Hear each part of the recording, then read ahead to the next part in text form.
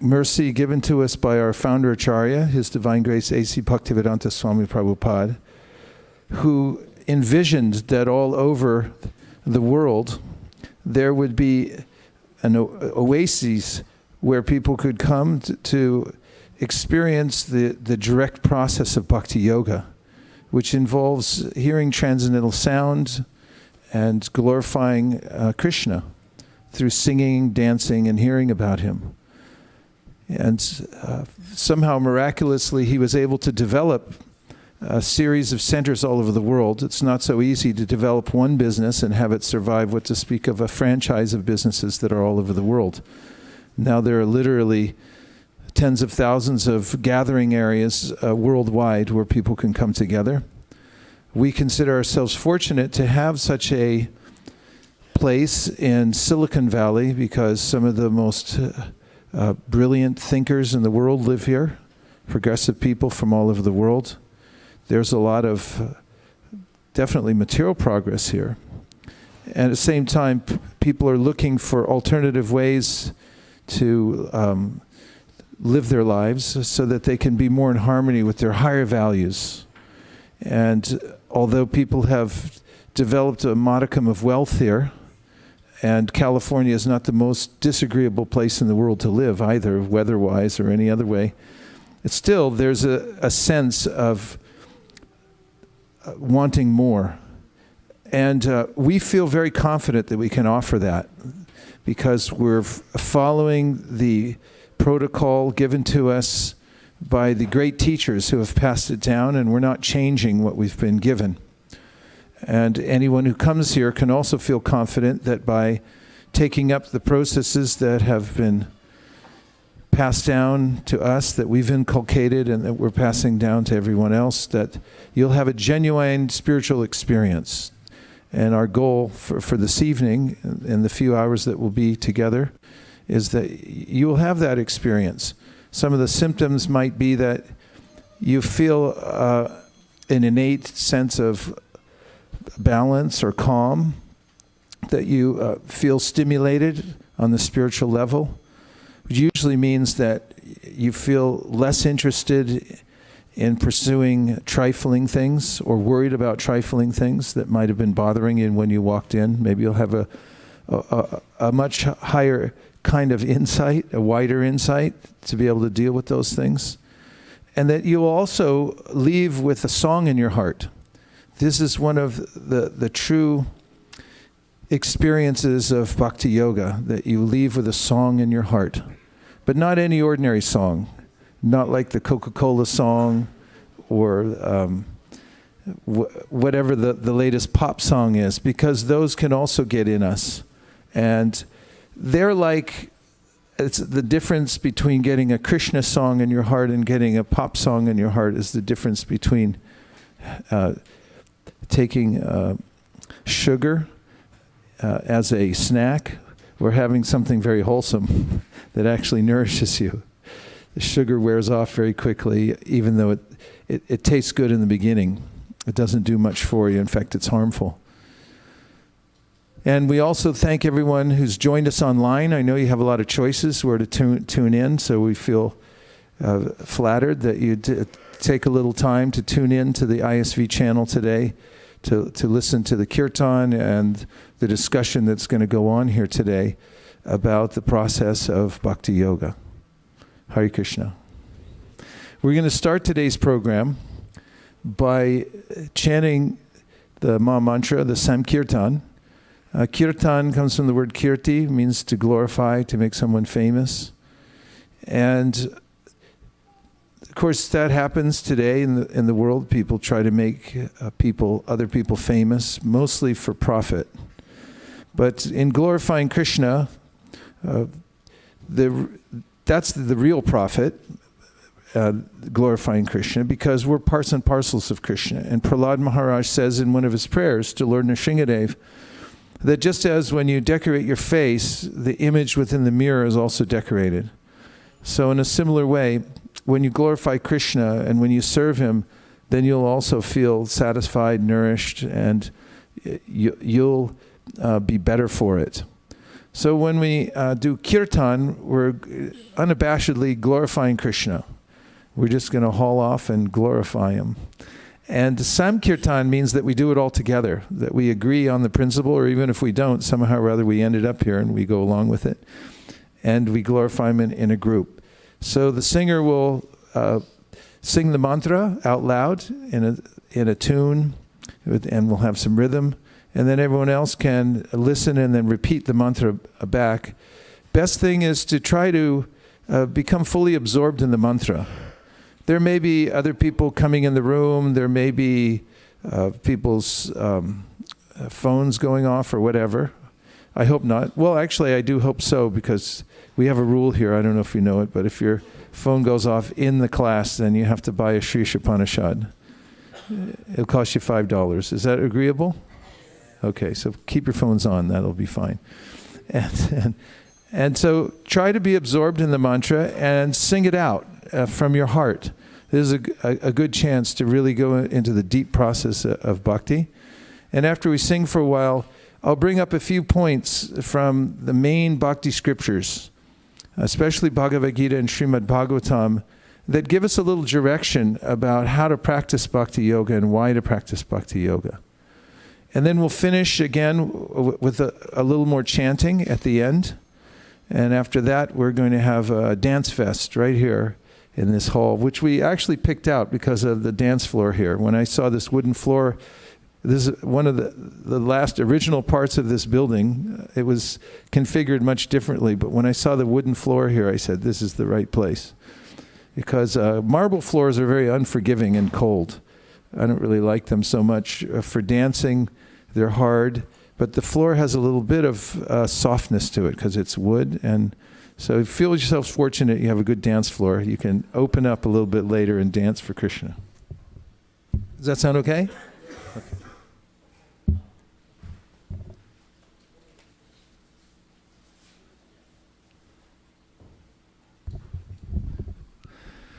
Namo Om Vishnu Padaya Krishna Preshtaya Bhutale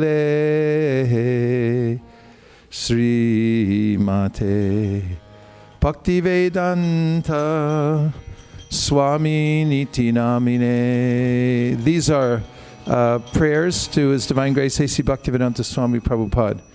Namaste Saraswate Deve Gauravani Pracharine Nirvishesha Shunyavadi Paschatya Deshatarni. We'll project them on the screen for you also. It says Nama Om Vishnu Padaya. So the first prayer glorifies our founder Acharya as being very dear to Krishna, having taken shelter of his lotus feet. So anyone who takes shelter of Krishna, which means to abide by his instructions in the Bhagavad Gita, to give one's life from whatever situation one's in now to Krishna. This is surrender. And then it gives his name, Srimati Bhaktivedanta Swami Niti Namine. So he became a sannyasi from his godbrother, Bhakti Pragnant Keshav Maharaj, after his guru had gone. And then he took about traveling all over the world. It wasn't such an easy thing. He had to catch a boat, and there was really not a place for passengers on the boat, and he didn't have any money, but he caught it anyway. This is the spirit that we try to imbibe when we join the ISKCON movement, because it has this history of our founder Acharya who caught a boat, even though he didn't have money and he didn't have a place to stay. He just thought, I have to do this. So that's an indication of how to advance spiritually. You just have to think, I have to do this one way or the other. Because it's not going to necessarily come to your door and say, here's exactly how to do it. We got a ride for you and there's a place for you to stay. You may have to push your way forward. Does that sound okay? Say yes. Okay, you're in. Then Namaste Saraswati Devi Gauravani Pracharine. So Gauravani is very special because it means the speech of Lord Chaitanya. So we, through our great teaching acharyas, those who teach by example, and they also leave behind volumes of literature, have revealed to us and to the world The most recent incarnation of Krishna, according to the Srimad Bhagavatam and numerous other scriptures, is Sri Chaitanya Mahaprabhu. He's Krishna himself, but he's appeared especially to show us how to enact the instructions that Krishna gave us in the Bhagavad Gita. And although he's Krishna, he came as Krishna's devotee to display his pastimes. Of course, he also performs many wonderful miracles, but the greatest miracle of all is that he taught how to love Krishna in Vrindavan, which is the most rarefied type of love for God, and he distributed it freely to everybody. There was no qualification, because in Kali Yuga, the present age that we live in, it's very difficult to get a spiritual standing just by birth or by one's family, because things are a little mixed up and confused in this age. No? Yes. So then Gauravani, the name is also very powerful because God speaks. And it's not that his will is unknown. It's very much known, especially in the Bhagavad Gita, Srimad Bhagavatam, and other scriptures. But he comes personally to the world. As he says in the Bhagavad Gita itself, Paritranaya sadhunam vinashaya chaduskritam dharma samstapanartaya sambhavam yuge yuge. He says, millennium after millennium, I appear in the world directly. So this is a great cause for celebration that God comes and walks the earth. He's a person. And when he comes, he also speaks. And that's something you definitely want to hear when he speaks. It's recorded by those who heard it. And the Gauravani, or the words spoken by Lord Chaitanya, are so important that if you listen to them, and for instance, if you were to hear something where Lord Chaitanya Mahaprabhu gave something that sounded like an instruction to the whole world, and then you said, I think I'll pick that up for myself. So you're entitled to do that. It's not that you have to wait. You can say right away, today, at any time, that Lord Chaitanya Mahaprabhu gave an instruction. For instance, he said, become spiritually qualified. Make yourself qualified by following the practice, by following the instructions of Bhagavad Gita and Srimad Bhagavatam, and become a great teacher of this science, and become an instrument for Krishna's compassion for other people. So if he gave that instruction, you can pick it up. You can say, that I'd like that as my new career choice. And you could make arrangements to move into that new career. And just like any career, you could start it off and start practicing and then get really good at it. So this is Gauravani Pracharine. He came to teach this, what Lord Chaitanya said. Because before Srila Prabhupada came to the West and then all over the world, nobody really knew what Lord Chaitanya said. There were a few sadhus here and there, but now everybody knows. And people all over the world see Rath Yatra, and they see the golden form of Lord Chaitanya Mahaprabhu dancing before the Rath Yatra cart. They can go to temples and see Lord Chaitanya Mahaprabhu, and they can read about his instructions. And what to speak of seeing people who are actually following the tradition that's been passed down for hundreds of years from Lord Chaitanya Mahaprabhu. They're following in his footsteps. They can actually meet people like that and feel enlivened that they're a part of a tradition that's hundreds and thousands of years old, a spiritual tradition that has great evidence. It's backed by evidence from the many great scriptures of the world, the Vedas, the Upanishads, the Srimad Bhagavatam and Bhagavad Gita, Vedanta Sutra, and so forth. So this could be quite enlivening. And then Nirvishesha Shunyavadi, it tells what his specific mission was, and that was Nirvishesh. Actually, God has unlimited qualities. Brahma, the first created being in the universe, who has some knowledge of Krishna because he met him personally and got instruction from him. In fact, Krishna shook his hand. You know that? Second canto of the Srimad Bhagavatam, after Krishna meets Brahma, he gives him some instruction, very particularly the Chatur Shloki Bhagavatam, which you can read about in the second canto of the Bhagavatam. And afterwards he says, Bhadram te, and he shook Brahma's hand. Basically said, good luck, Brahma. You got this one. Great, do the universe. So Krishna's not impersonal. He's a person. He can talk. He has a tongue. He has feet and hands and a beautiful face, and he plays a flute, and he has likes and dislikes. And some people, because of a poor fund of knowledge, as Srila Prabhupada would say, that they don't know that. And therefore they erroneously conclude that God is some impersonal light. He has no qualities. And Nirvishe Shunyavadi is something that's taught all over the world, that God actually is nothing, or he's amorphous. That if you see the form of God, that means that's only a temporary manifestation. The real thing is something else. This is all nonsense, by the way, just so you know. It's wrong. It's actually incorrect. Easily proved through the Bhagavad Gita, where Krishna says that I am the basis of the impersonal Brahman. It emanates from me. I'm the person behind it. And the Sri Upanishad, the devotees praying, please remove the effulgence of your transcendental rays so I can see your form of bliss. You're the eternal Supreme Personality of Godhead, like unto the sun, as am I. Ample evidence. But unfortunately, people of the world were inculcated with the improper knowledge. So, Paschatya means that Srila Prabhupada especially came to the Western countries. Here in the West, especially in the 1960s when he arrived, there was a cultural revolution going on. You all missed it. I saw it. I was there. I'll tell you about it. It had its wild side, but it also had a very sweet side in the sense that the music, the poetry, and the general mood of the people were that they wanted something more. They wanted something higher, and they were willing to drop the other kinds of material things in their life, at least for a while, to try out a spiritual way of life. So hundreds and then thousands and then tens of thousands of young Westerners came to meet Srila Prabhupada and join the Hare Krishna movement.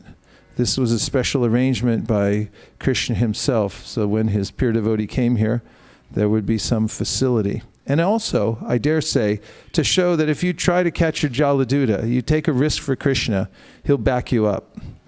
He'll really back you up. And the bigger risk you take, the more he'll back you up. So feel free, this is Silicon Valley, we take risks here. Get your own spiritual startup going today. There's plenty of venture capital. Chaitanya Mahaprabhu was mentioned in the Chaitanya Charitamrita as the greatest spiritual capitalist. And if you go to him and say, I have nothing, but I have a good idea. I'm going to invest my life in this Gauravani, teaching your message, Lord Chaitanya Mahaprabhu. He'll write you a check right there. And you can get started with your own spiritual enterprise. And that's what we want here from ISKCON of Silicon Valley is spiritual entrepreneurs. That's what we're looking for. Those ready to risk their lives to spread the Gauravani. So Paschatya means, Paschatya Desh means he came to the Western countries where people didn't know anything. And Tarine, and he delivered the people there. So this is a miracle that he did this. So this is why we sing this prayer before we then go to the next prayer, which is Sri Krishna Chaitanya. Please say. It's coming to a theater near you soon. Prabhu Nityananda, Sri Advaita Gadadhara, Shivasari Gaura Bhaktivinoda. This, what you see before you on the screen, is the Panchatattva, the 5 truths. Means that in the middle is Chaitanya Mahaprabhu, that's Krishna himself. And then to the left is Nityananda Prabhu, who's same as Balaram. Then you have Sri Advaita to the far left. He was a Grihastha. He is the manifestation of Mahavishnu. And then you have Gadadhar to the right of Chaitanya Mahaprabhu.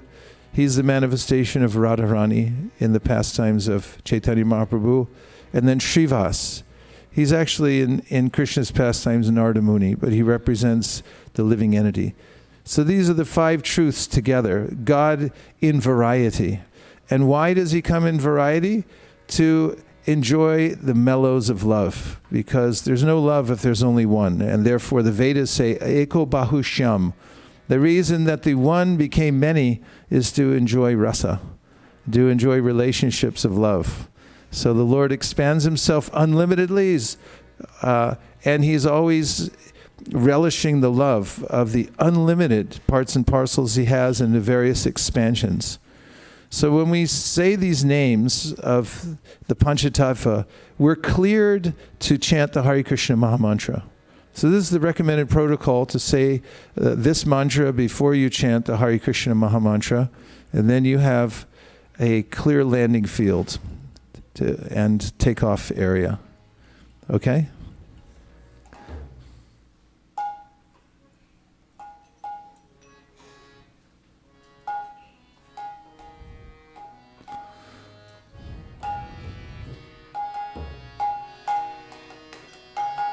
Hare Krishna, Hare Krishna, Krishna Krishna, Hare Hare, Hare Rama, Hare Rama, Rama Rama, Hare Hare.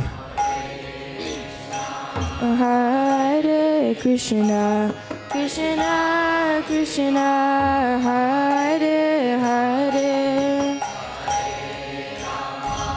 Hare Rama, Rama Rama, Hare Hare. Hare Krishna, Hare Krishna, Krishna Krishna, Hare Hare, Hare Rama, Hare Rama, Rama Rama, Hare Hare. Hare Krishna, Hare Krishna, Krishna Krishna, Hare Hare, Hare Rama, Hare Rama, Rama Rama, Hare Hare.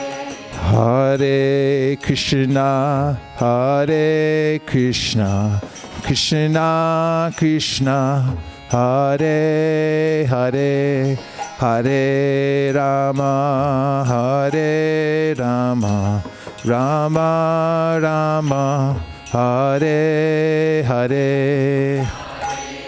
Krishna, Hare Krishna, Krishna Krishna, Hare Hare, Hare Rama, Hare Rama, Rama Rama, Hare Hare.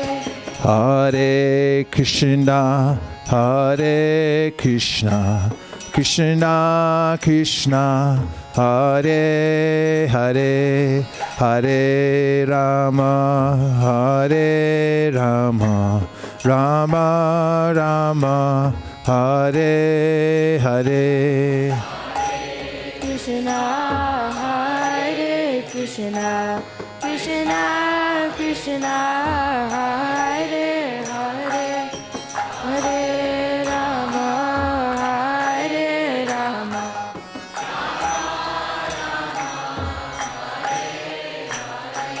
Hare Krishna, Hare Krishna, Krishna Krishna, Hare Hare, Hare Rama, Hare Rama, Rama Rama, Hare Hare. Hare Krishna, Krishna, Hare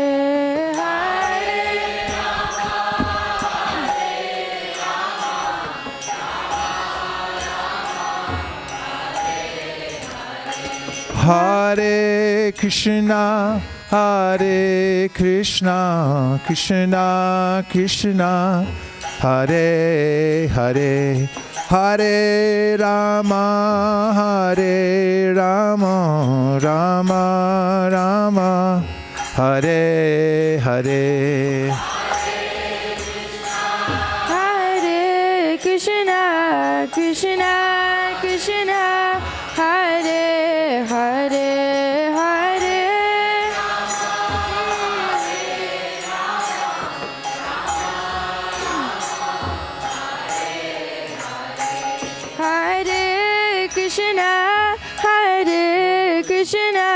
Krishna Krishna Hare Hare Hare Rama Hare Rama Rama Rama Hare Hare Hare Krishna Krishna Krishna Hare Hare Hare Rama Hare Rama Rama Rama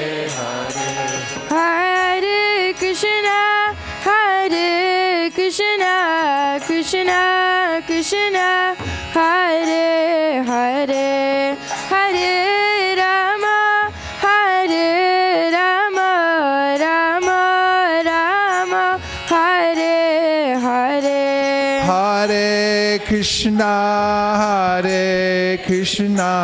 Krishna Krishna Hare Hare Hare Rama Rama Rama Hare Hare Hare Krishna Krishna Krishna Hare Hare Hare Rama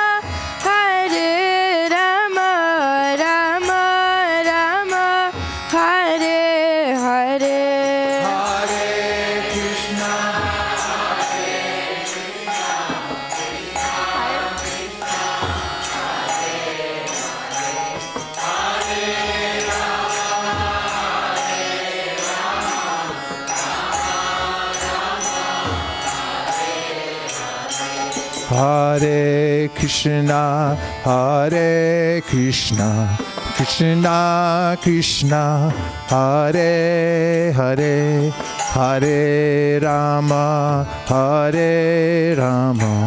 Rama Rama Hare Hare Hare Krishna Hare Krishna Krishna Krishna Hare Hare Hare Rama Rama Rama Hare Hare Krishna Hare Krishna Krishna Hare Hare Hare Rama Rama Rama Hare Hare Hare Krishna Krishna Krishna Hare Hare Hare Rama Rama Rama Hare Hare Krishna Hare Krishna Krishna Hare Hare Hare Rama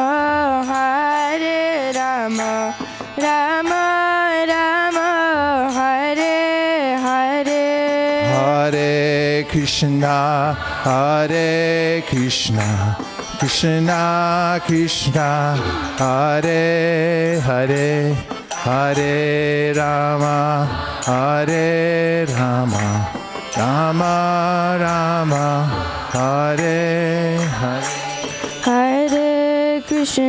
Hare Krishna Krishna Hare Hare Hare Rama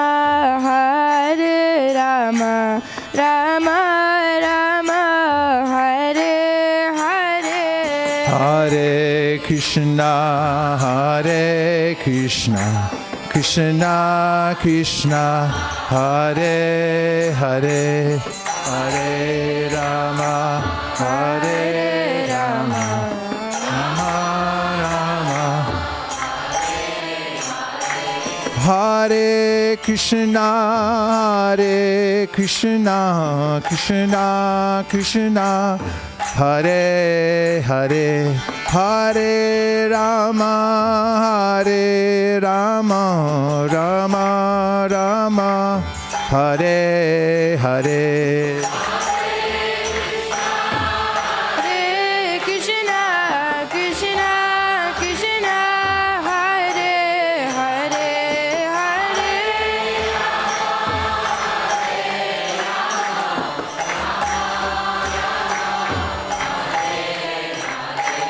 Hare Krishna, Hare Krishna, Krishna Krishna, Hare Hare, Hare Rama, Hare Rama, Rama Rama, Hare Hare.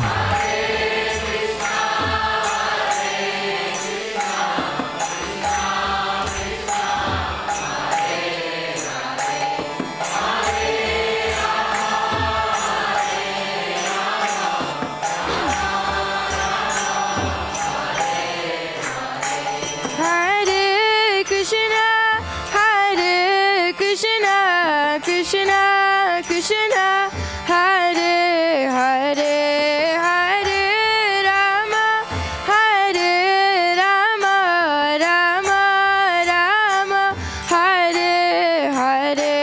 Hare Krishna, Hare Krishna, Krishna Krishna, Hare Hare, Hare Rama, Hare Rama, Rama Rama, Hare Hare.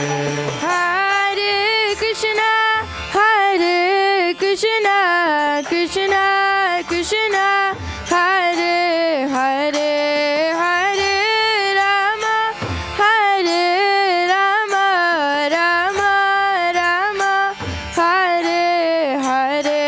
Hare Krishna, Hare Krishna, Krishna Krishna, Hare Hare, Hare Rama, Hare Rama.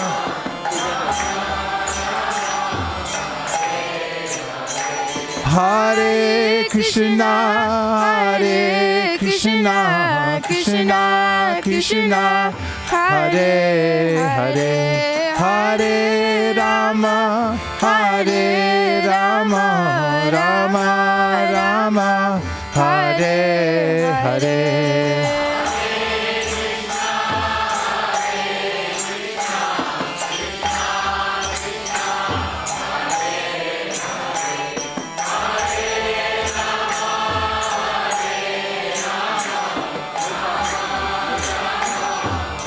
Hare Hare Go Premanande. Welcome to my dear godbrother Garuda Prabhu. Hare Krishna.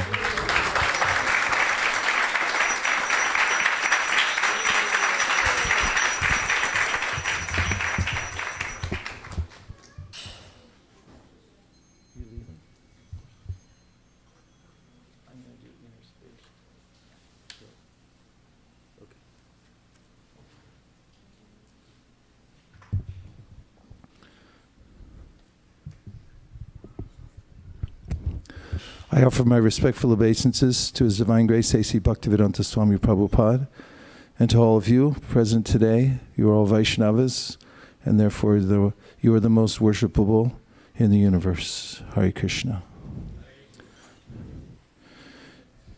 Just something caught my eye recently about the law of dwindling returns or diminishing returns. Those who are accountants or attorneys know about the word intent. Accountants know it because the longer you wait to collect a debt, the less likely it is that you'll get it. And attorneys know it because it's one of the foundational principles of law. What was somebody's intent is actually an attitude. So it's very difficult to ascertain what somebody's attitude was. You have to prove it by circumstances and facts surrounding the case. Something to keep in mind, and I'll bring it up in a while.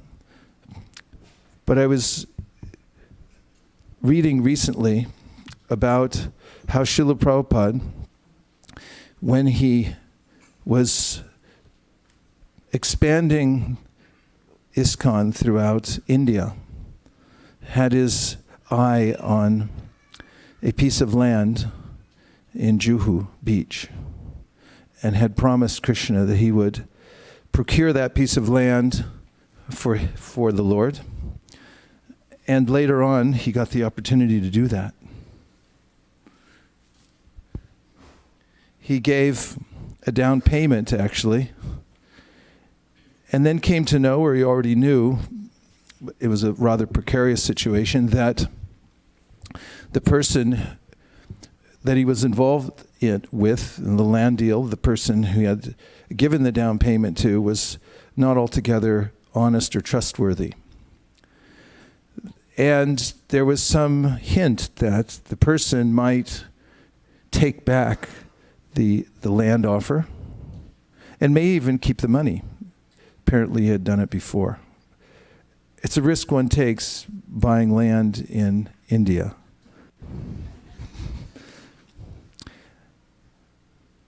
Srila Prabhupada's strategy was that as soon as he had given the down payment, and at least a door was open for his moving on to the property, he moved the deities there. As you all know better than I do, when you move the deity onto a property, that property then belongs to the deity, and you can't take it back. Furthermore, he also had the devotees hire people to lay a cornerstone for a temple.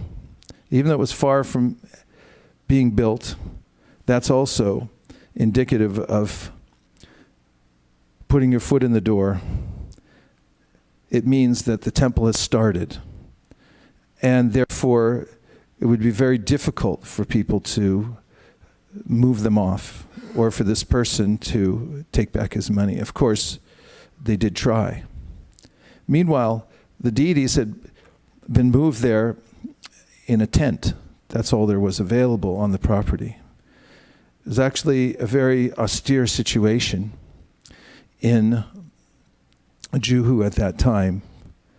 There were mosquitoes, there were rats, and there were lots of squatters who lived on the property. There is such a thing as squatters' rights, but especially in India. Of course, in some cities, even New York City, if you lived in a building for a certain amount of time and someone wants to tear down the building and build something else, they have to pay you to leave the equivalent amount that the apartment or house that you're living in is worth.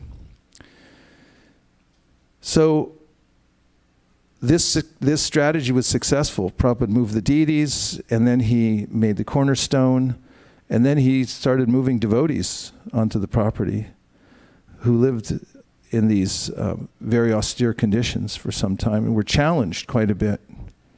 So when I was reading that story, I thought of how it's described by Kaviraj Goswami in the Chaitanya Charitamrita that our hearts are really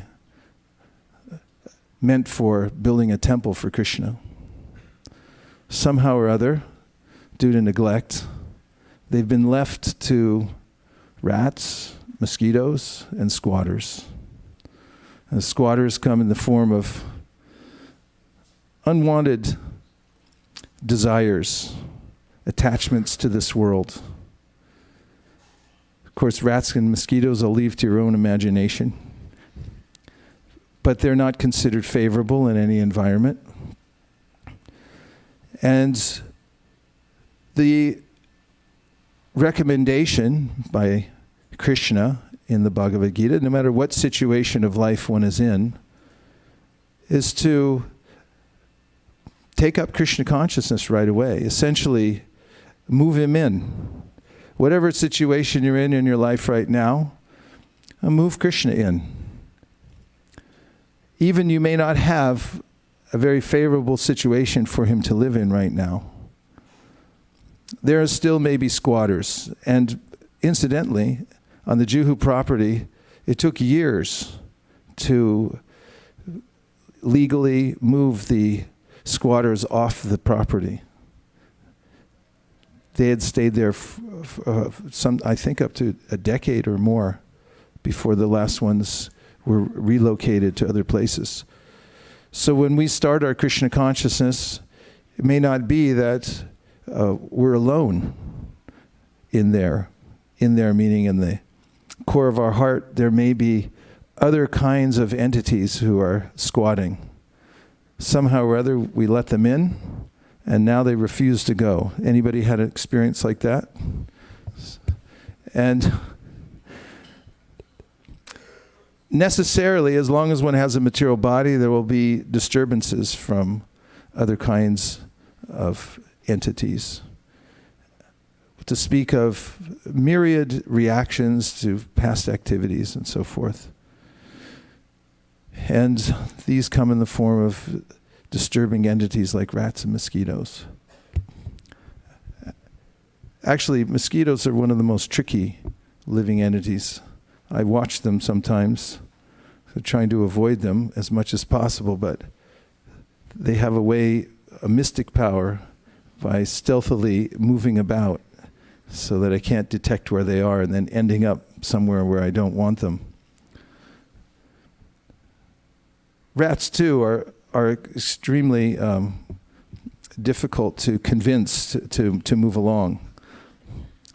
Really, the only way, ultimately, is to, for mosquitoes, is take away their habitat and make sure there's no standing water anywhere near where one lives. And rats also, you have to plug up all the holes so they don't have a place to stay. So in a similar way, when we take to Krishna consciousness, these various unwanted desires, reactions may be there in our lives, but we have to have a long-term plan, just as Srila Prabhupada did, and the determination that although for some time I'm going to be very much inconvenienced, even in my practice of Krishna consciousness, I may be disturbed by lingering desires, various other innate urges and so forth. But as I continue and I move towards worshiping Krishna and keeping him there, first of all, Prabhupada avoided being moved off the property. And this is a good technique for us also, because there's a way in which death is very tricky. Prabhupada says you should cheat death before death cheats you. Death is waiting to cheat us. In fact, it's mentioned in the Bhagavatam how the father of Jad Bharat, when he was instructing his son Jad Bharat in the practice of Brahmanism, although Jad Bharat was not complying with any of his teachings because he was playing as if a mad person, so he wouldn't be inconvenienced by having to interact with anyone in the world, that the Srimad Bhagavatam says he had forgotten about death, but death didn't forget about him and came and took him away. So when we move Krishna into our life and we keep him there, install him in whatever way we can in our life, then we avoid getting moved on by Maya, by being cheated by death that will sneak up on us at any time. So this is the image I had of this mood of Srila Prabhupada moving into the Juhu area. And I can remember visiting there several times when the conditions are very austere, and now seeing today how it's a thriving place with thousands of people coming every day to chant Hare Krishna, very opulent surroundings. Krishna is always victorious, so we have to keep him there and worship him. So this installation of Krishna in our life is very important. And just as there's squatters that come and sit down in a place, and there is a law about that called squatters' rights. It's called adverse possession. Legal allowance to use the property of another in the absence of an attempt by the owner to force eviction. So If you hang around long enough, apparently, in this world, in a certain place, after a while, it's hard to get rid of you. So just as much as it's hard to get rid of these squatters that come and stay on a property legally, so similarly, material desires, difficult to move out. But there's another technique that we can employ as squatters, and that is to come and stay with the devotees. Like practically, of course, we're all sitting here, but it's close to squatting. Squatting actually is a term you can use in various ways, but it has to do a little bit more with, kind of sitting on your haunches a little bit, right? Everyone here knows how to do that. You see, it's a classical move people make in various places. I've seen in India a lot of craftspeople, minus a chair. They don't need a chair. They can just squat and do that. So this is one of the techniques for becoming Krishna conscious. Even if I feel I don't have qualification, if I come and I squat and I say, I'm not leaving. I don't care what anybody says. I'm not getting out of here. I'm going to stay. And this is what Srila Prabhupada said was the way in which he began his Krishna consciousness with his relationship with his spiritual master. He writes, as you know, because I was little interested in hearing my Guru Maharaj, he accepted me as his disciple. He marked this. This boy is interested in hearing. He does not go away. This was on one of the parikrama programs that Srila Bhaktisiddhanta Saraswati Thakur put on. Thousands of devotees would come, and he would take them around the Dham to various places. And there was an incident where there was an opportunity for the devotees to see Sheshashayi Vishnu, and it was the last night that he would be speaking. So they had a choice: to stay and hear Srila Bhaktisiddhanta speak, or go to see the deity. So most of the pilgrims went off to see the deity. And some stayed to hear Srila Bhaktisiddhanta Saraswati Thakur. They were squatters. They wouldn't leave. And later on, at the initiation or at the recommendation of Abai Charan's, Abai's initiation, Srila Bhaktisiddhanta he said, he does not go away. He stays and hears. I have marked him. So I marked that incident as, or Prabhupada brought it forward. It's definitely something to be marked. But it's a technique that no matter how you feel, or you may even feel unqualified, but if you come and squat, squatter's rights, find where the devotees are hearing and chanting, and you come in and stake your claim, even if it's a little corner. They may not let you in the front. But if you can find a space somewhere, and you come in and you claim your squatter's rights and say that somehow or other I got in here and I'm going to stay. I won't go away. I'll stay in here. Srila Prabhupada also remarked that in the beginning he didn't understand exactly everything his Guru Maharaj was saying due to the particular vocabulary that he used, or whatever it was, he expressed that. He said, but nonetheless, he went on hearing. This is the emblem of a person who is on the threshold of advancing in Krishna consciousness. There's a desire to stay and hear with the understanding that if I do so, this transcendental vibration will transform me. This is what the Srimad Bhagavatam says again and again. Kapila Dev mentions Satam Prasangam Amavirya Sambido Bhavanti Hrit Karna Rasayana Kata Taj Joshanad Ashu Pavargavartmani Shadaratira Bhaktira Nu Karmishrati. That step by step, if you stay in here, in the association of devotees, the transcendental vibration is very sweet. And it will naturally transform you if you stay in here. It enters into the ear, goes into the heart, and has a systemic effect on one's life. In fact, it changes the direction of your life, the sound vibration. As it enters your ear, goes into your heart, you go from having an interest in the material world to having an interest in the spiritual world. You transfer your interest. In fact, Srila Prabhupada writes elsewhere in the Bhagavad Gita about the way in which one loses one's long-cherished desire to enjoy the material world. This very... here it is.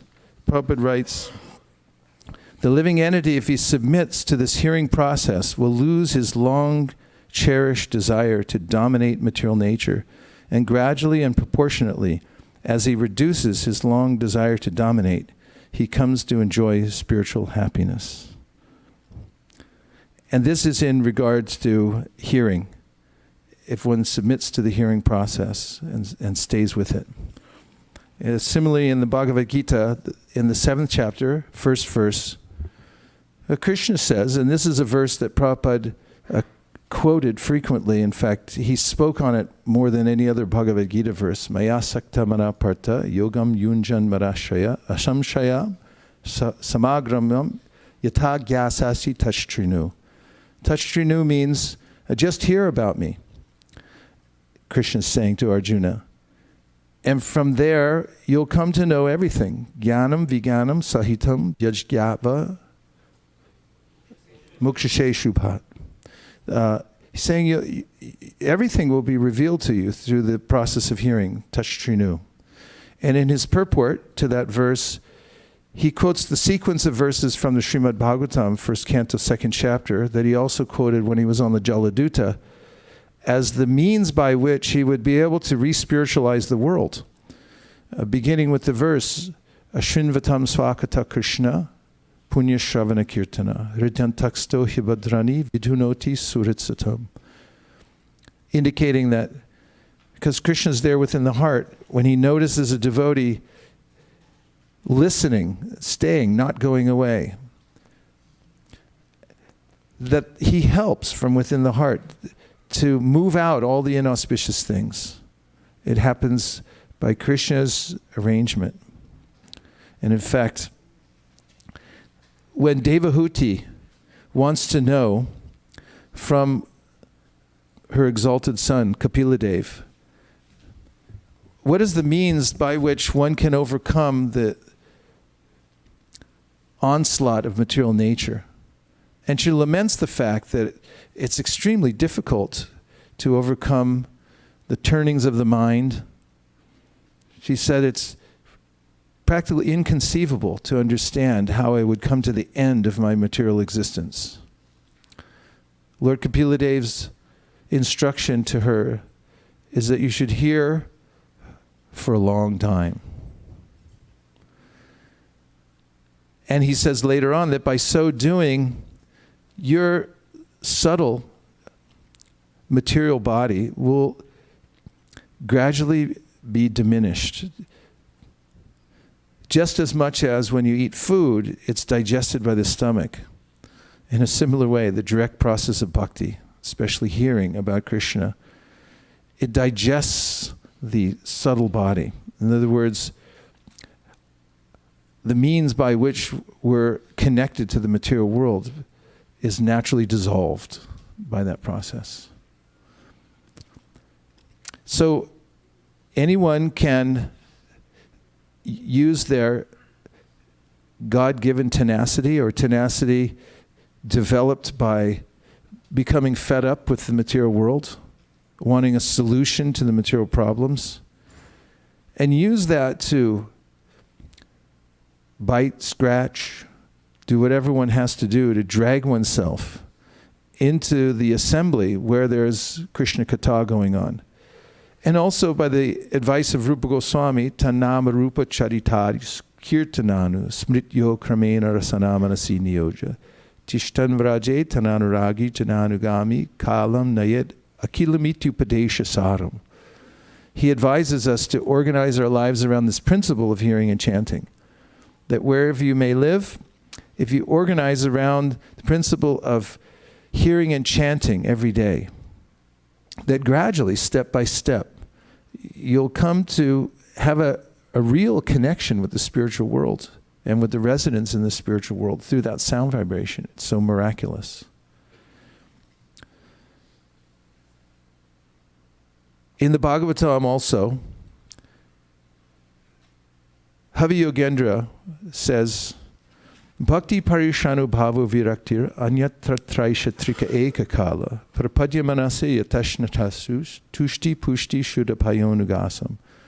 And that is that the process of devotional service, surrendering to Krishna, is just like eating food. You know this verse, right? That when you're hungry, when you have an appetite and you eat food, it's very satisfying. Yes or yes? Yes. And so he says that when you eat food, you naturally feel satisfied, nourished, and your hunger goes away. And in a similar way, when you take to the direct process of devotional service, bhakti parishanu bhavu virakti anyata traisha, simultaneously, you'll feel the connection with Krishna being enabled. And you will also see Krishna within everything, and you'll come to be uninterested in things that aren't related to Krishna. So this much you know already, because we've talked about that verse quite a bit. Of course, Prabhupada always said you don't need a certificate when you're eating food from anyone else to tell you that now you're becoming full and nourished and satisfied, right? But continuing the thought, Srila Vishwanath Chakravarti Thakur says, in regards to that verse, that if you eat a little bit, then you'll feel a little bit satisfied. He said if you eat a lot and you eat a whole meal, a full meal, then you'll feel completely satisfied. That's logical, isn't it? So he says similarly, if you hear a little bit, if you apply yourself a little bit to Krishna consciousness, you'll feel a little bit satisfied. And, give me the second part, if you apply yourself a lot, if you take in a lot of Krishna Katha, then you'll feel very satisfied. And then he goes on to say that, and just as any analogy has its weak points, so the analogy of eating is not exactly parallel in this case, because if you eat enough, you may come to the point where you don't want any more food. So that's where the analogy fails. He said, because as you continue consuming Krishna consciousness, hearing about Krishna, you'll become more and more satisfied, but you won't reach satiation. You'll be able to eat more. I thought that was a great concept, because I've always imagined a heavenly place where I would, of course I'm always hungry anyway, but if I could keep eating and there would be no repercussions. That situation exists only in the spiritual realm, which is here, literally here, H-E-A-R, in hearing. Be here now, H-E-A-R now. Wherever you are, be here now, and continue to keep the vibration going. And then you can be assured that you're advancing in devotional service when you're attentive to that vibration. You worship the vibration, actually. This was the advice of Lord Brahma when he had come directly in contact with Krishna, the cowherd boy, and realized that he was the unlimited supreme personality of Godhead, even the origin of Lord Narayan. And he said, Gyani prayasa murapasyana mantameva jivanti san mukharitam bhavadiya vartam stanistita shutikatam tanuvan manovir ye prayaso jita dito pyasitais trilokyam. Said, don't try to figure it out. Rather, try to put yourself in front of transcendental sound vibration somehow or other. Be there. Be there for the vibration. And he said, worship that vibration with your body, mind, and words, which means that you have to be well informed to understand what it is, where it's coming from, and what it will do for you. So now we'll take a few reflections. Anything that you heard so far that's stuck in your mind that you want to reflect back to expand the conversation. Yes, Prabhu.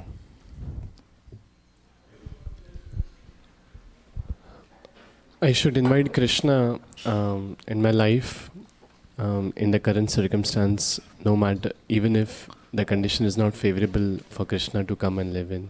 Yes, you could invite him in. Prabhupada had the deities stay in a tent when they first came. It was an emergency situation, and we're in an emergency situation also. Sometimes people say, well, I'm not qualified to be a devotee, therefore I can't chant. I've heard that one before. I've heard people say that I'm too young, I should wait till later. No, it's an emergency, actually. The moment that we become cognizant of the opportunity and the precarious nature of the world, at that time, Prahlad Maharaj said, Komara acharit pragno dharmam bhagavatam yaha. That immediately from the time you're a Kumara, a little child, if you understand, you should move Krishna in. You were going to say more, I can tell, because you always talk in threes. That was only one. That's okay. If you'll, he'll give his minutes to the gentleman from South India. Okay. Thank you, Maharaj. I really like the example of squatters. They come and they occupy and they don't leave easily, even after Krishna moved and even after Juhu temples. I liked how you connected them to the anaddas in our heart. The unwanted desires don't go away easily, and we shouldn't lose hope. And we just keep practicing. So that was very hopeful.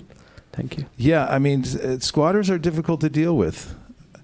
You either have to buy them out, which means you need a lot of spiritual capital, or, you have to wait them out, or, but you have to make some arrangement. And I saw in Juhu that Prabhupada just worked around them. Everything went on. I was surprised because coming from American temples, I saw it's all devotees living there. When I came there, I said, who are all these devotees? They're not devotees. They just won't leave. But the show went on. You go on with your Krishna consciousness, despite the fact that there are lingering desires within the heart. And know that if you stay long enough, then you'll move from rat-infested, mosquito-infested, with squatters not leaving, and starting from a dingy tent, you can build a paradise in which to serve Krishna. In fact, this is mentioned in the cleansing of the Gundicha temple. When Chaitanya Mahaprabhu cleansed the Gundicha temple, he did it thrice. Even at the end, he wanted to clean outside so there was no dust that would come back in. You all know this pastime. You've read it many times. And then there are descriptions of the different kinds of dust and dirt that accumulate within the heart. It's analogous to the dust and dirt within the temple. And they're very specific kinds of desires. They're cataloged, actually. You can identify them and see what they are. So now at the end of the pastime, when you finally cleanse the heart, squatters have all left, you're able to develop the project, the most important project, establishing an altar within your heart, a temple within your heart where you can install Krishna. Then Prabhupada said, then you can hold a festival. And you can invite everybody to come. That, yes, I've finally established Krishna in the proper place on my heart, a clean altar. Srivas Pandit Prabhu. Well, it was the same point. What he said. Yes. Okay.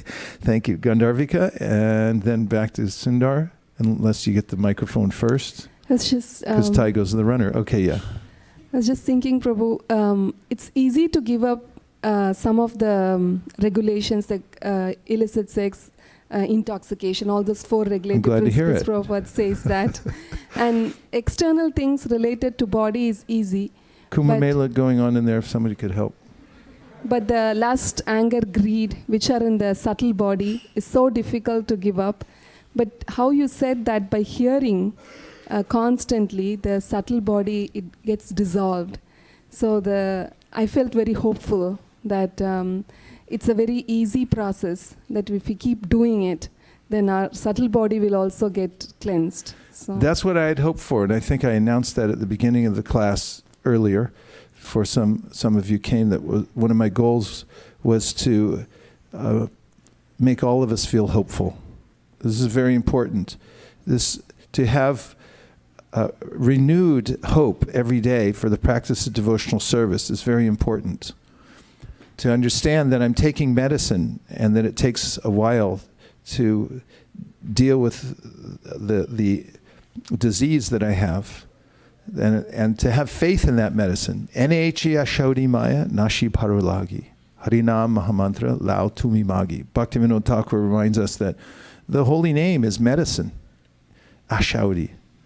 And that if you keep taking it, that's the disease of Maya, which is very disgruntling because I'm convinced that I'll get something out of those things that are asat. Bhaktivinoda writes about this in his Harinam Chintamani. He said one of the afflictions of the soul in the material world is asat trishna. It's thirst for the impermanent. And Krishna says in the Bhagavad Gita, Yehi samsparshaja bhoga dukha yonaya evate adyantavanta kaunteya nateshu ramate buddha. An intelligent person, a person who's come out of this illusion, doesn't take part in the sources of misery, which is interaction and coveting those things that are asat. Oh, to be free from that. To actually internally not hanker for anything of this world. Even the subtle things you mentioned, like fame, adoration, distinction, and so forth. To be a free person. To free to serve Krishna unlimitedly. And to not envy any other living entity. To be able to serve without interruption for any reason. So to develop that hopefulness you're talking about is extremely important. And faith in the medicine, that this will act. So it's important, says Haridas Thakur in the Harinam Chintamani, to hear every day about the potency of the holy name, lest I forget and think that I'll find some kind of remedy for my material afflictions somewhere else. Thank you. Sundar and then Bali. Yeah, I was just remembering the point that don't try to figure it out, be there for the vibration. Yeah, that's basically what Brahma says. Jnane prayasamudapasya stane stita shuddhigatam. He says in this verse, in the 14th chapter of the 10th canto, don't try to figure it out. Just be there for the vibration. Somehow or other, put yourself in front of transcendental sound vibration. Of course, it doesn't mean that we don't use our intellect to investigate the philosophy of Krishna consciousness, to overcome doubts and things like that. But once we have a clear understanding that there is axiomatic truth that's being passed down, that the vibration is purifying, and that by listening submissively, even if we don't understand everything, in due course of time it will act the way a drug acts intravenously and systemically, then it will give us that the wherewithal to stay in here and to increase our hearing. Bali Prabhu. Yes. Just one addition, Prabhu. Please. When you said be there for the vibration, I remembered the quote from you that you often use is if you don't like the subject, if you don't like what you're subjected to, change the subject. Yes. There are two subject matters in this world. One is of Maya and one is of Krishna. Anyadevohor sambhavad, anyarahora sambhavat, iti shushrumathiranam yenas tadviti chakshire. Sri Upanishad said, The dhiras, the very sober, spiritually minded people have figured this out. One result comes from worshipping the supreme cause of all causes, and another result comes from worshipping that which is not supreme. And if you study the difference in result, it's vast. One leads to the process of birth and death in the material world, and the other leads to the spiritual world and unlimited happiness. Saukyam tvanantam. Bali Prabhu? I think, first of all, I was thinking exactly same time that when Prabhuji is going to drink water, same time you drink the water, it's like telepathic, looks like, because I was praying for maybe... But my question is in just giving a indication of connection. As you mentioned about the Juhu temple and how the old days struggle for, fighting for existence of the temple, Tamal Krishna Goswami Maharaj and many other, Giriraj Maharaj was initial days, contributed a lot. But comparing to that day, now if you see, just imagine when Prabhupada's Samadhi was demolished in one of the temple because of the national highway or something to be done, and there was not such, consensus, or we didn't struggle that much. So, and down the road, we never know, after 100 years, there could be many other demoniac things comes, and temples or things would be, attacked. And because in our tradition, Krishna's Leela means wherever Krishna is performed, either in Vrindavan or in Ajodhya or any other places in Mayapur, we consider it like very sacred and divine. And we need to protect it instead of... People call us adamant that we don't give our first construction of the bridges, construction of the, highways or so on. So the essential part is how do we, in a long run, give the consensus to the congregations to safeguard the samadhis or the sacred places of Prabhupada and all, so that we keep preserving it instead of just losing it because the government or the demoniac people attack us. So we should collectively think that. Well, one thing we should know is that we're constantly under attack.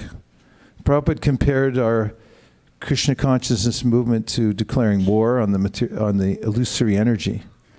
And there's, even in Prabhupada's time, there were attacks here, there, and everywhere.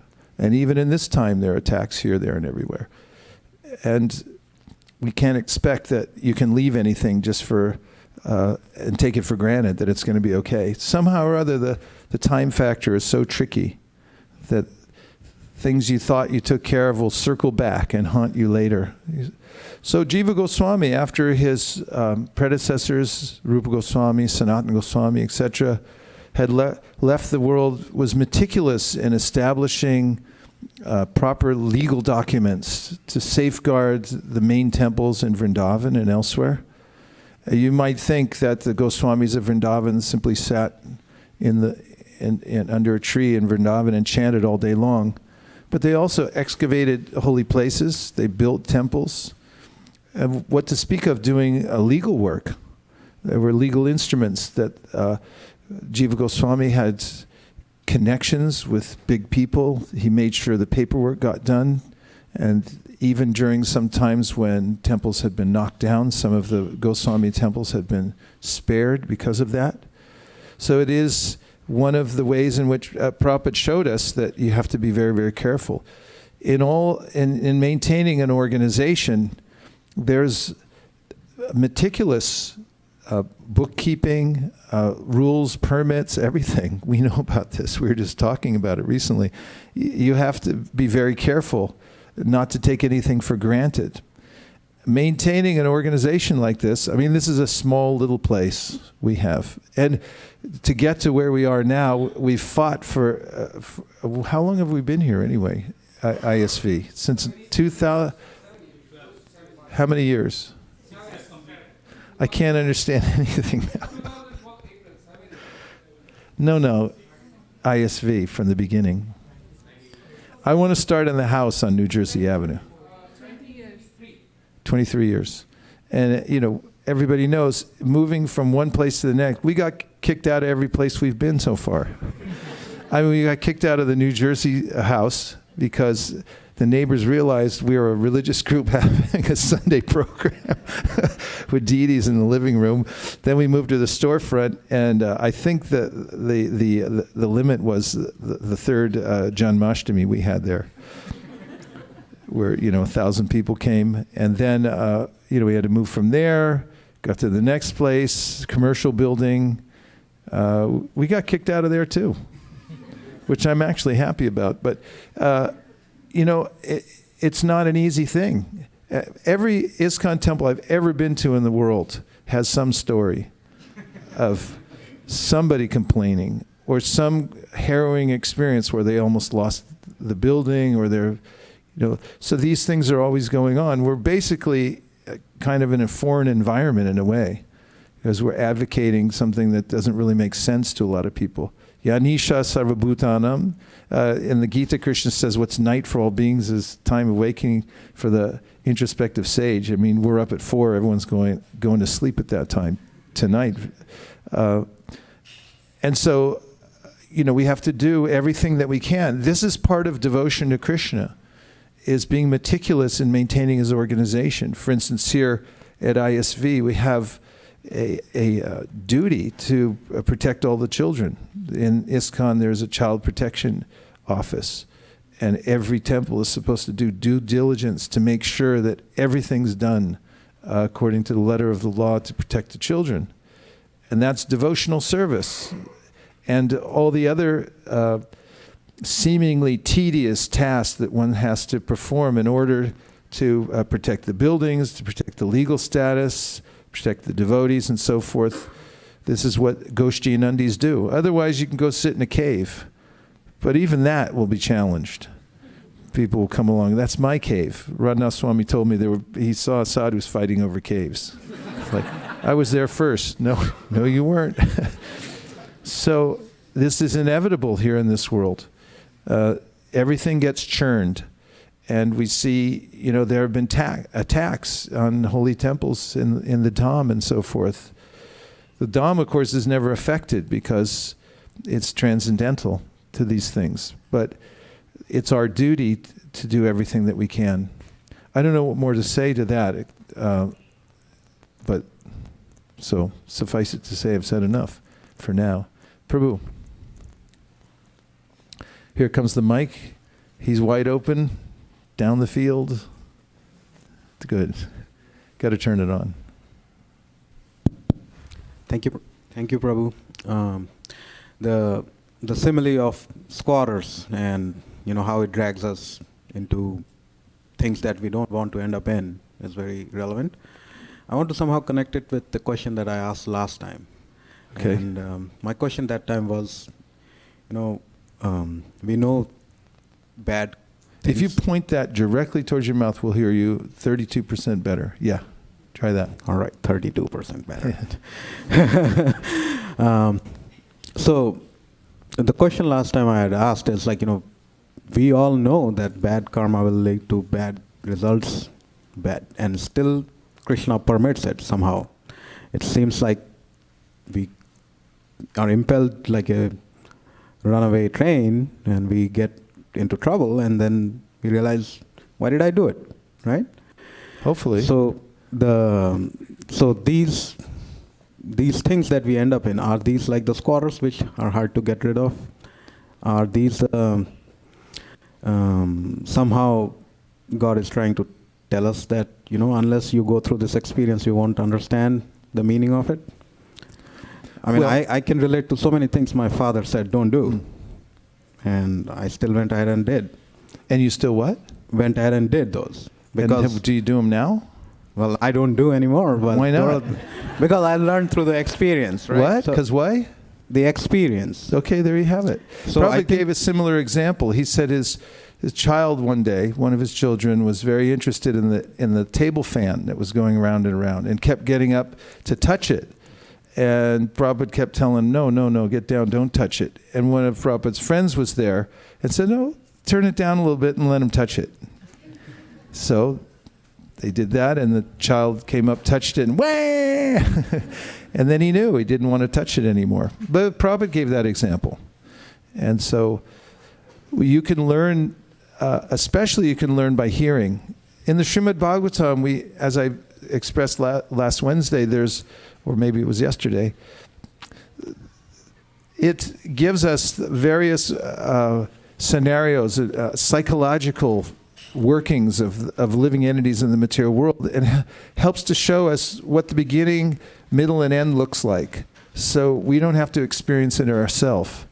We hear about great kings who become enamored of the material world or have a particular burning desire to have some material possession, and they go after it, and then they end up giving it up in the end. So an intelligent person can hear these things and have a modicum of detachment from the material world just by hearing. So would it be right to summarize that the experience is important to go through, even if it is an unpleasant experience, to understand that this is Maya and it's not the experience real thing? is important, but it's important to have hearing plus the experience. As Prabhupada mentions in the Srimad Bhagavatam in relationship with Daksha. Daksha had reasoned. In fact, Daksha had started with, 10,000 sons.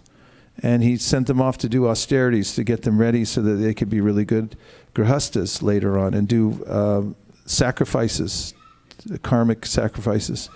And Narada Muni came along and he met them all and said, "Well, you're very diligent followers of your father, and not only that, I can see that you're very good at discipline." And he said, "So, you don't have to do anything. You don't have to get involved in the material world. Just walk away and become detached." So they did. And Daksha became a little disturbed. But he had 1,000 more sons. The same thing happened. And Narada came along and said, "You're not obligated to the world, even to what your father told you, because the ultimate goal of life is to become liberated. So, use this time to just dedicate yourself fully to the absolute truth." And they left. And then Daksha became very angry at Narada. And "How can you do this?" He said, "Because if they wouldn't have the experience, then they'd never be able to learn the lesson." But Prabhupada gives an example in his commentary that sometimes a woman, when she has a child, she said, "I'll never do this again." And then she has 3 more children. And he reasons that the experience is not enough alone, because Maya is very strong. So we also have to be fortified by hearing. We heard that yesterday. Tachchadadhana munayo jnanavairagya yuktaya pasyantyatmani chatmanam bhaktya shuta grihitaya. Sutta Goswami says, the 2nd chapter of the Bhagavatam, that your practice of devotional service should be fortified with hearing. You have bhakta shruta grihitaya. You have to hear from the Vedanta Shruti, from the Srimad Bhagavatam, from the Bhagavad Gita, etc., in order to take advantage of the experiences you're having now and have had in the past, so that you don't repeat the same mistakes. And yes, and I think we did go over this the other night, that actually the material world is a kind of cosmic sensitivity training, as Sridhananda Maharaj likes to say. There's a way in which we read the commentary of one of the verses in the Bhagavatam, 10.14.8, Tate anukampam susamikshamanu, in which Vishwanath Chakravarti Thakur points out that after a devotee surrenders, there's technically no more karma, no more karmic reaction, but it appears that there's some kind of reactions coming in one's life. It seems like karma, but actually these are Krishna's customized sufferings that he offers us to eradicate the original mentality that we had to enjoy the material world, because there may be a residual desire to still enjoy in the material world, even after we've surrendered. Possible? Yes. And so Krishna's very kind, and he's also expert at giving us. In fact, it's mentioned in the 5th canto of the Srimad Bhagavatam that after someone surrenders to Krishna, that's satyam dishati artito nrinam naivartito yet artito yata. 5.19.27 says that oftentimes when somebody surrenders to Krishna and then they begin asking him for all kinds of material benefits, he said, Krishna will give you those material benefits, but he'll do it in such a way that you won't ask for him anymore. And instead you'll ask for surrender at his lotus feet. So he's so kind. And even in the Nectar of Instruction, Prabhupada writes that once one takes to the process of surrender to Krishna, then even if you change your mind, Krishna will drag you along anyway. Yes, Prabhu?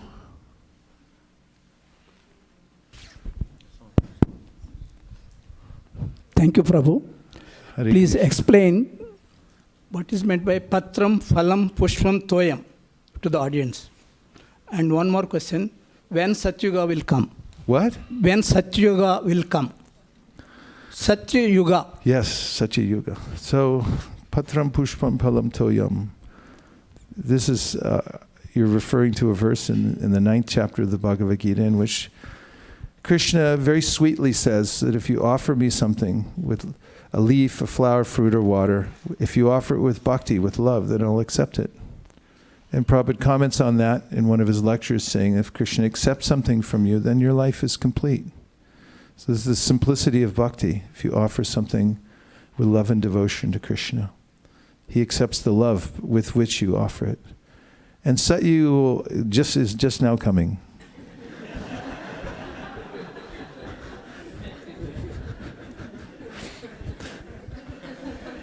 Yes.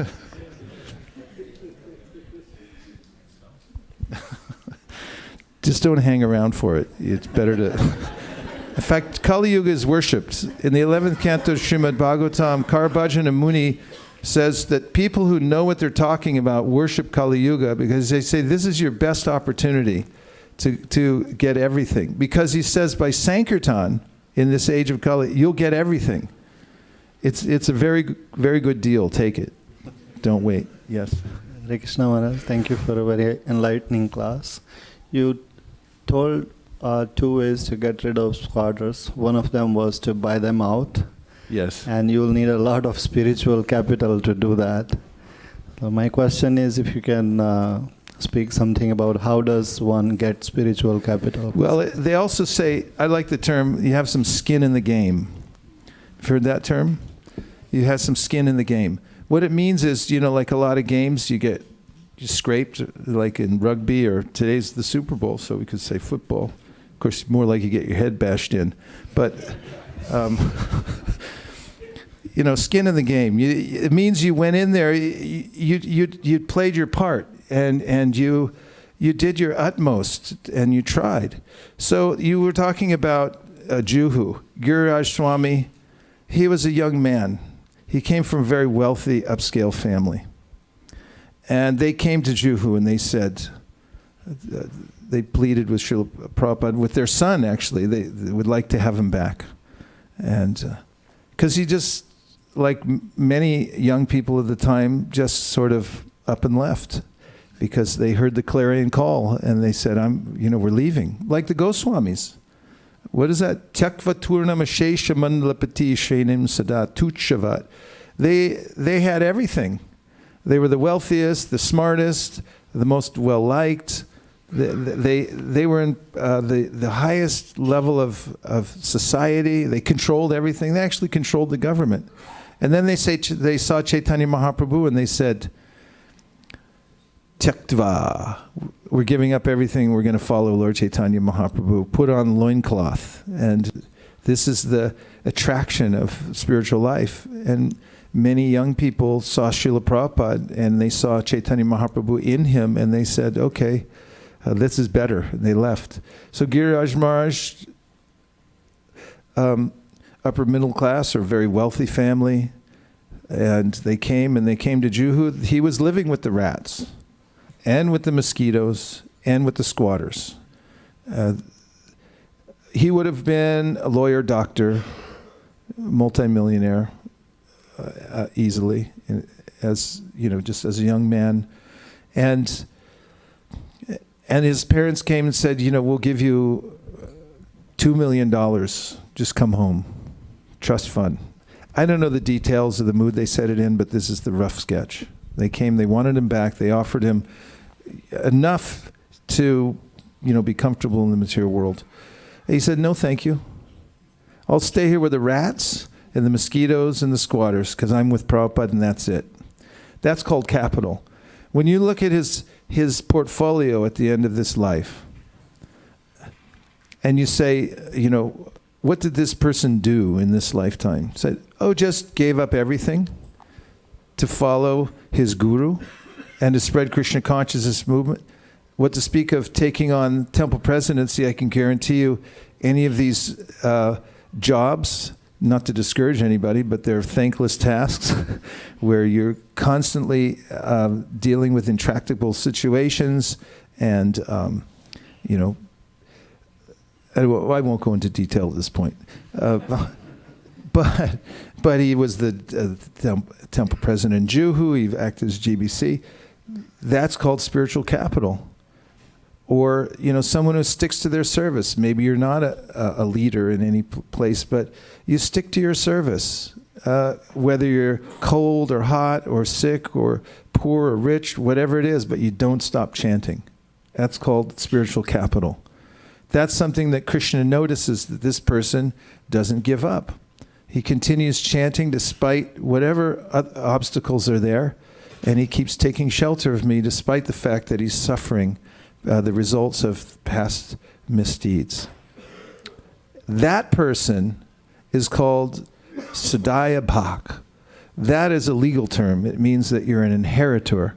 And what do you inherit? The kingdom of God. Therefore, concerning the verse, Tate anukampam susumikshamanu, Sridhar Swami, the great Bhagavatam commentator of antiquity, says, the one duty of the son of a rich man is to stay alive. That's all he has to do, because he'll inherit all the wealth. So he says, for the devotees of Krishna, their one duty is somehow or other stay alive. That's spiritual capital, that you stayed alive one way or the other in Krishna consciousness. So if we can get Avantika back. We'll take one more last reflection. Yes.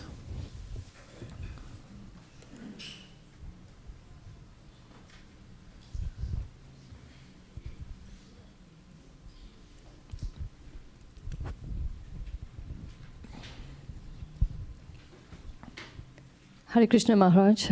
Actually, I had a question.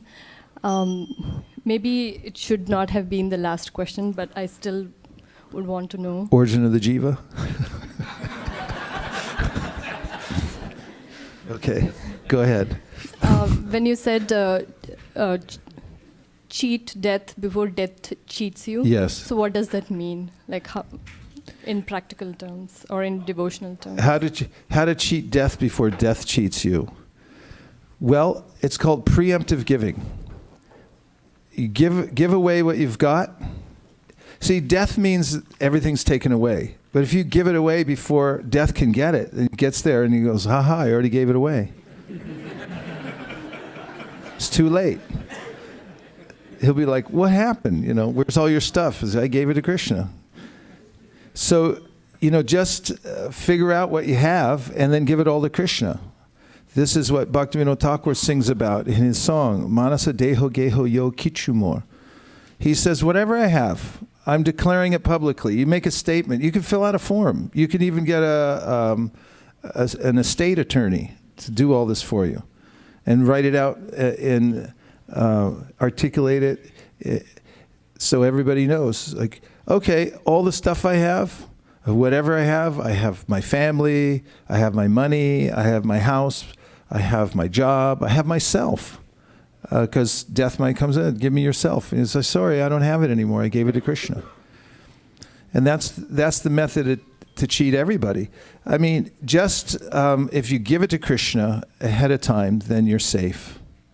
And that's how devotees live. Anything that I accept as mine, then I become full of anxiety. Bhayam dvitiya binibeshatasya isharapetasya viparya yosmiti. As soon as I accept a second thing, besides that everything belongs to Krishna and I'm using it in his service, if I accept something else, Prabhupada said even 1 farthing you accept, and you misspend it because you're using it for yourself, it was for Krishna, then so much trouble will come to your life. So that's the easy system. And now we're going to have a little more Sankirtana to call in the Artik ceremony for dancing in just about 14 minutes. Does that sound okay?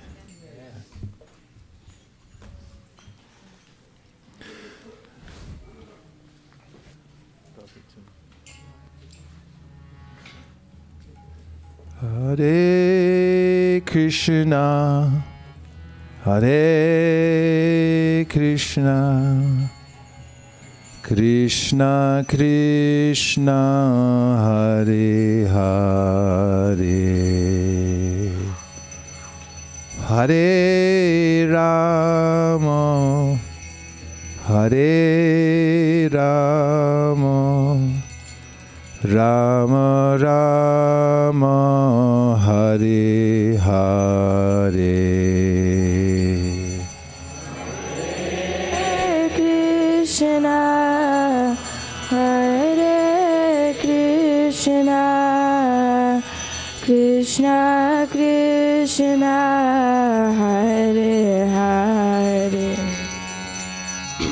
Hare Rama, Hare Rama, Rama Rama, Hare Hare.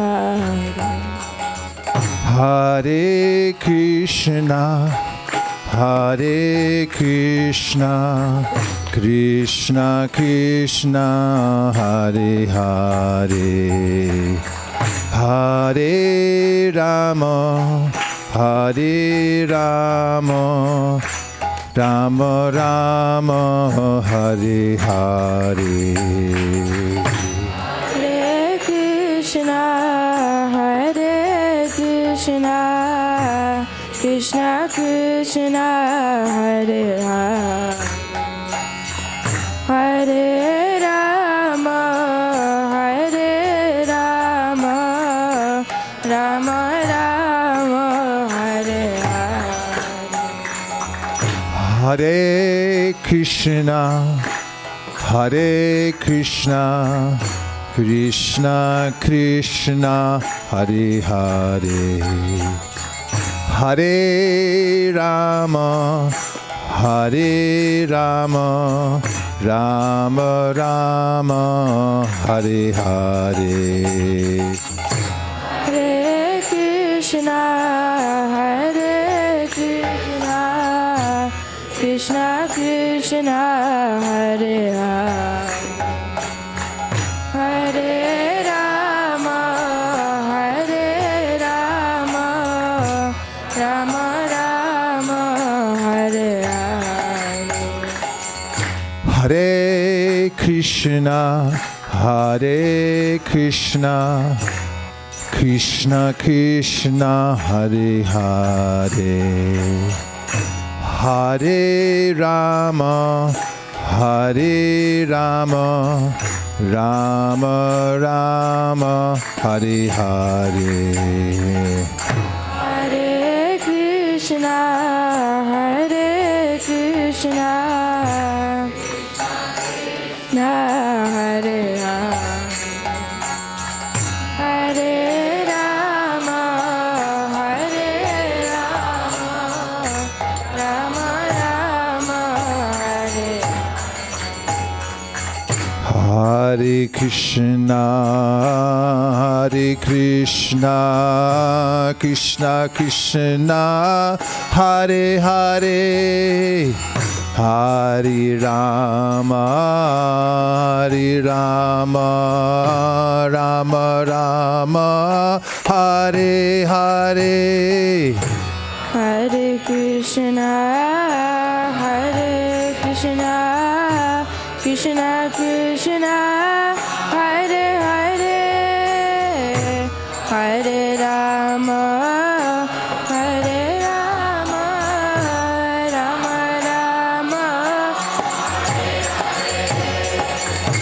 Hare Krishna, Hare Krishna, Krishna Krishna, Hare Hare, Hare Rama, Hare Rama, Rama Rama, Hare Hare.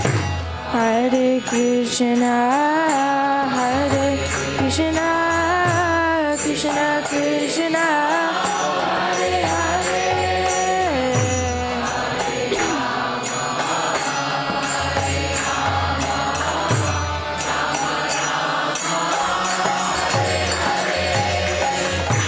Hare Krishna, Hare Krishna, Krishna Krishna, Hare Hare. Hare Rama, Hare Rama, Rama Rama, Hare Hare. Hare Krishna, Hare Krishna, Krishna Krishna, Hare Hare. Hare Rama, Hare Rama,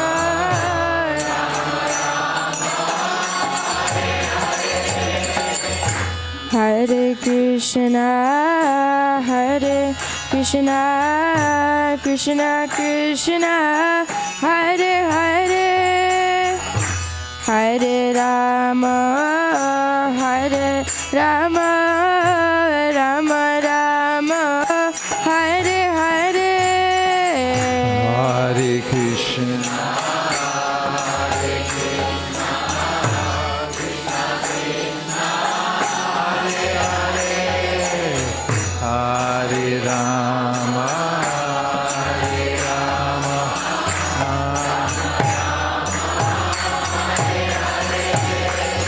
Hare Krishna, Hare Krishna,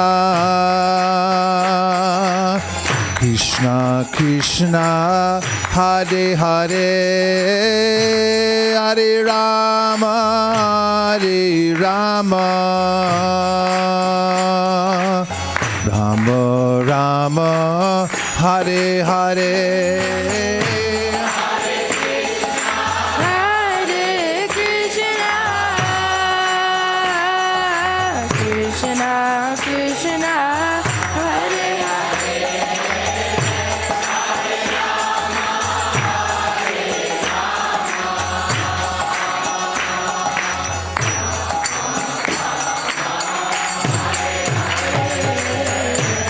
Hare Krishna, Hare Krishna,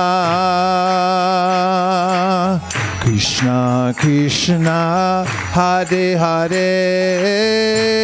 Hare Rama, Hare Rama, Rama Rama, Hare Hare.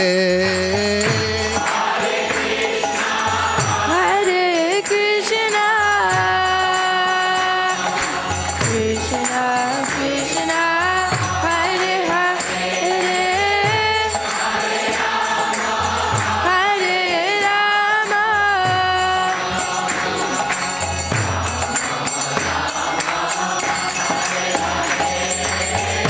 Hare Krishna, Hare Krishna, Krishna Krishna, Hare Hare. Hare Rama, Hare Rama,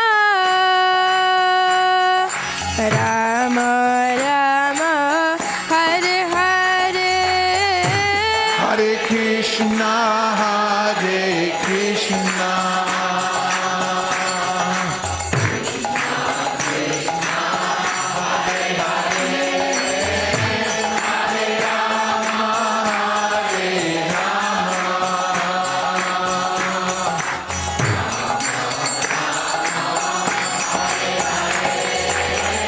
Hare Krishna, Hare Krishna,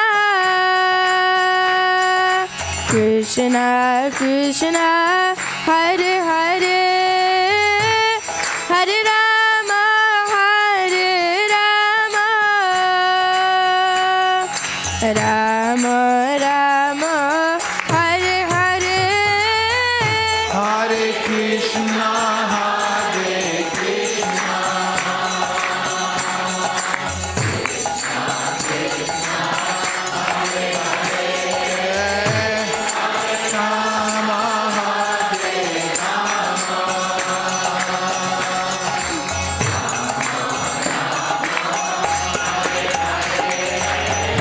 Krishna, Krishna Krishna, Hare Hare, Hare Rama, Rama Rama, Hare Hare.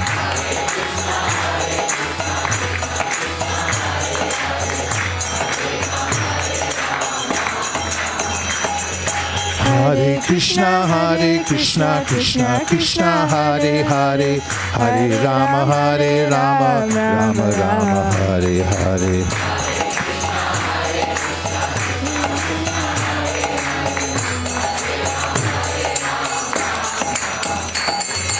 Hare Krishna, Krishna Krishna, Hare Hare, Hare Rama, Rama Rama, Hare Hare.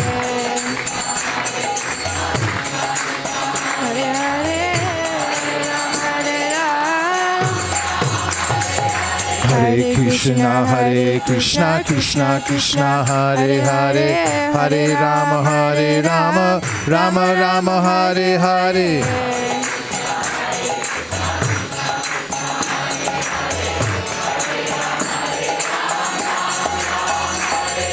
Hare Krishna, Krishna Krishna, Hare Hare, Hare Rama, Rama Rama, Hare Hare.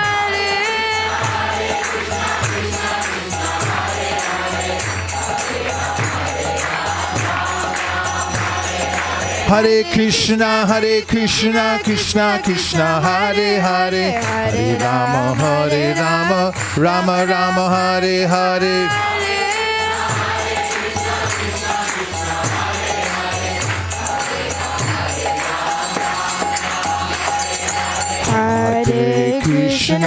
Hare Krishna, Krishna Krishna, Hare Hare, Hare Rama,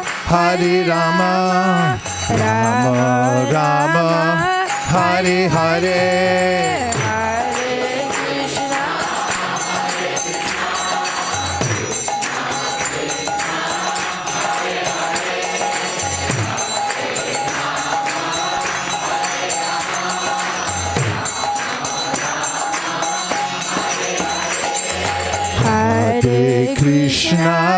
Hare Krishna, Krishna Krishna, Hare Hare, Hare Rama, Rama Rama, Hare Hare.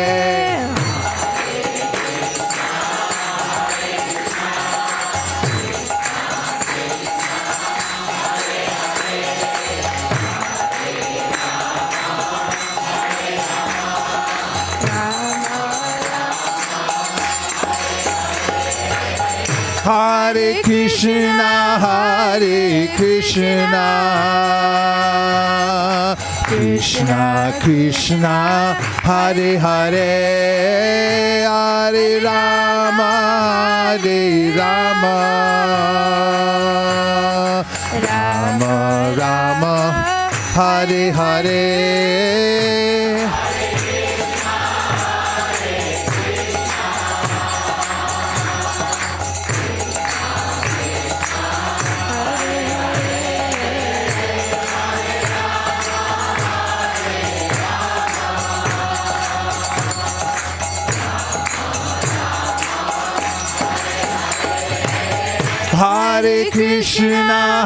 Hare Krishna, Krishna Krishna, Hare Hare, Hare Rama, Rama Rama, Hare Hare.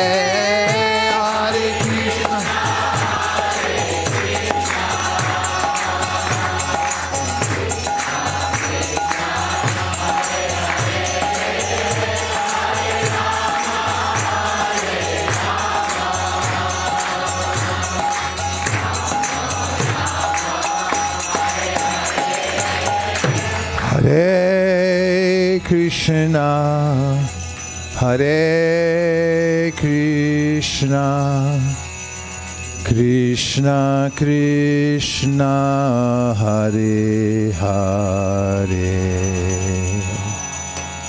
Hare Rama, Hare Rama, Rama Rama, Hare Hare.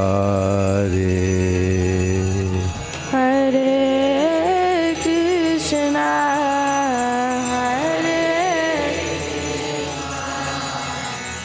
Krishna Krishna, Hare Hare, Hare Rama, Hare Rama, Rama Rama, Hare Hare.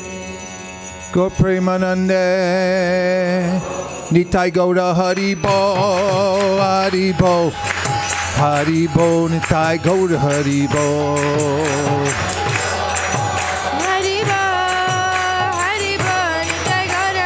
Nitai Gauda Haribo, Haribo, Haribo, Nitai Gauda Haribo.